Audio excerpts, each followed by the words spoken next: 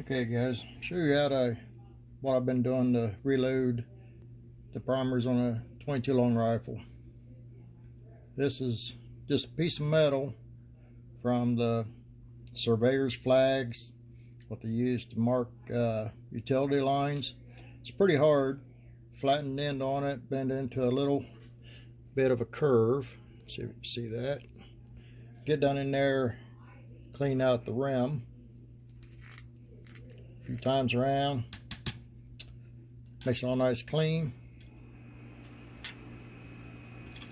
Small pistol cup filled with EPH20. Try to get it all in there. There we go. This 13/64 drill bit, grounded off flat. Then the shank part of it, I ground it down flat, put just a little bit of a rounding on the corner. So what I'll do is insert the twist side down and run it backwards.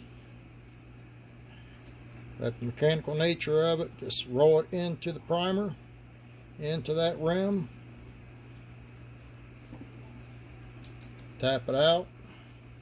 Then I use the flat side, get it in there good, waller it in there good.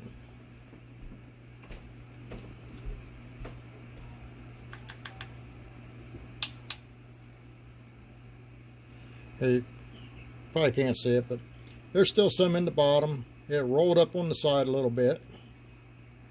So now just take your 50/50 water alcohol or 75/25, whichever you're using, and one drip down in the case.